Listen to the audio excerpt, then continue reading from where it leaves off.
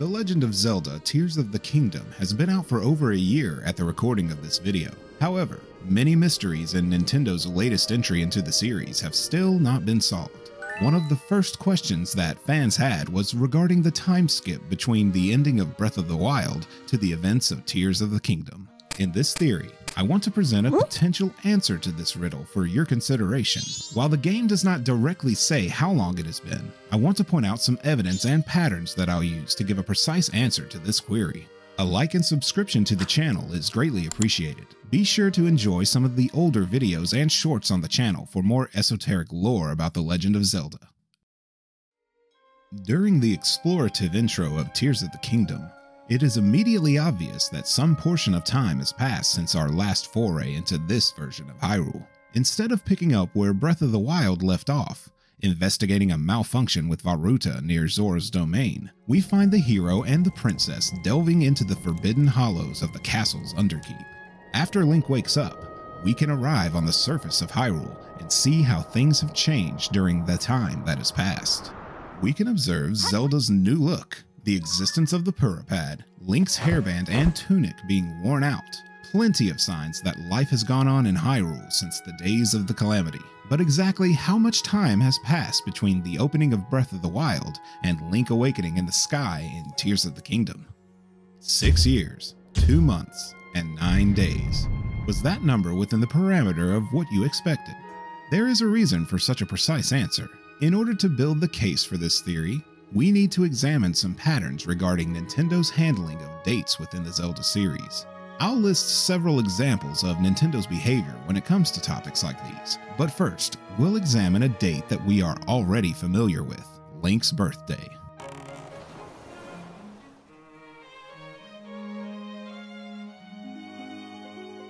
In The Legend of Zelda: The Wind Waker, Link's adventure begins on his birthday. But have you ever pondered the exact date of this event? We can unravel this mystery by examining the constellations that grace the night sky.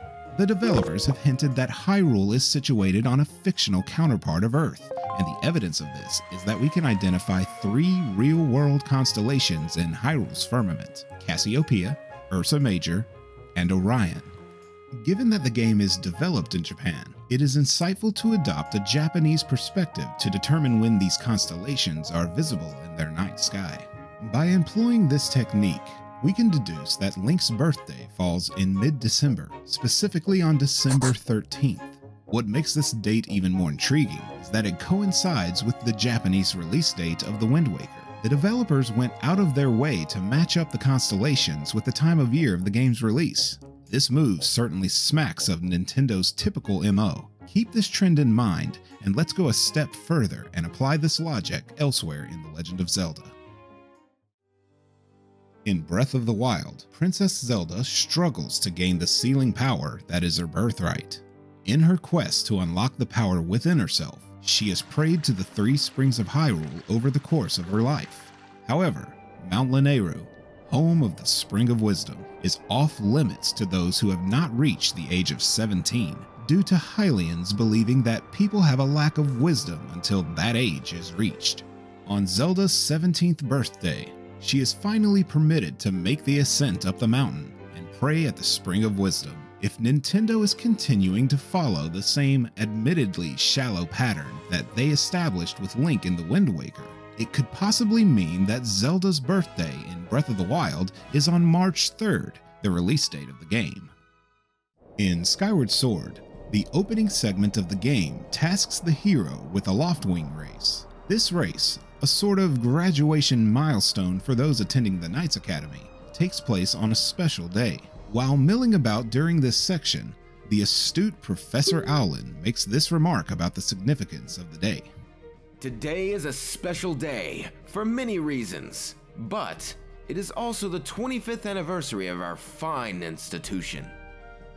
This comment is an allusion to Zelda's 25th anniversary in 2011, which was the same year that Skyward Sword originally released.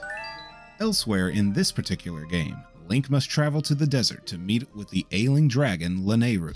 During their conversation, the dragon god offers to give Link a model number just like the robots. The designation that he suggests is LD Link 16. LD for Lanayru Desert, Link's name, and the number 16 to indicate that Skyward Sword is the 16th mainline game in the series. Nintendo seems to follow this kind of mindset even outside of the Legend of Zelda series. For example, you are probably familiar with the Mario Brothers' last name being Mario. In essence, their names are Mario Mario and Luigi Mario.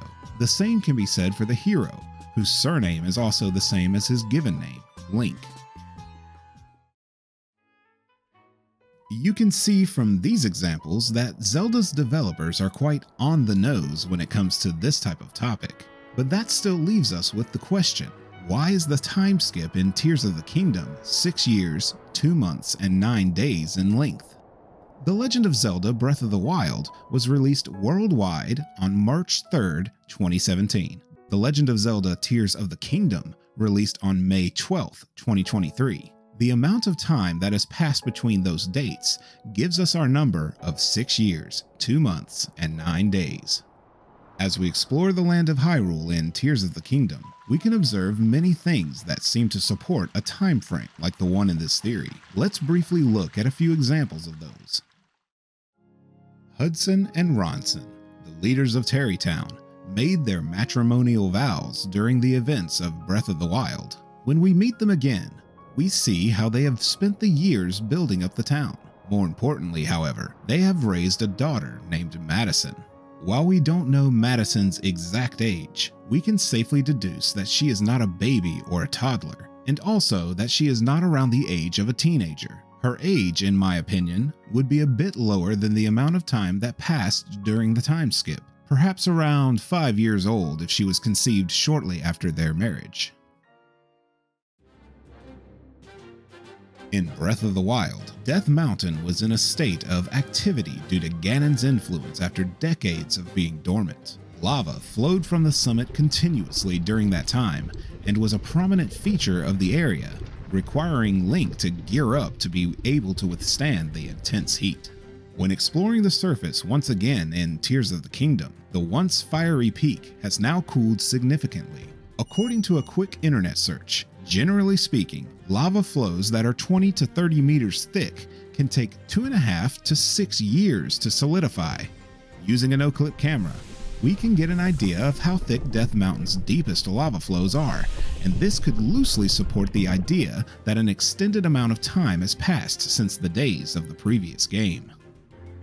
One of the most common things that folks discuss when ruminating on the topic of the time gap is the differences of the character models between the games. Tulin and Riju, for example, have grown up quite a bit since the days of the previous game, and have become young adults.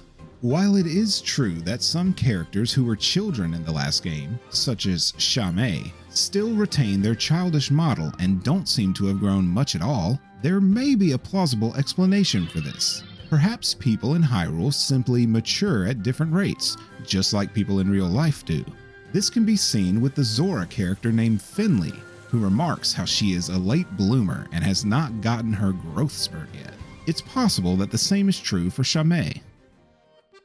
While characters like Link, Zelda, and Purah have shown that they are anomalies when it comes to the passage of time, there seems to be enough evidence among the citizens of Hyrule to support the idea that the length of time between the release of the games is literally the length of time between the events of Breath of the Wild and Tears of the Kingdom, thus giving us our answer of 6 years, 2 months, and 9 days. Were you one of the people who had this figured out right away? Or do you think that this theory is overlooking some key evidence and misses the mark? Leave a comment for us and drop a like on the video as well, as the algorithm hasn't been doing us any favors lately, and any engagement helps us tremendously. I'm thankful for those of you who comment on so many of our videos. I appreciate you. Check out some of the YouTube shorts we have uploaded. There is some interesting lore there, such as a secret about Death Sword's garments in Twilight Princess, or an ancient map hidden in Skipper's cabin in Skyward Sword. As always, I hope you enjoyed this theory, and until next time, keep it rated N.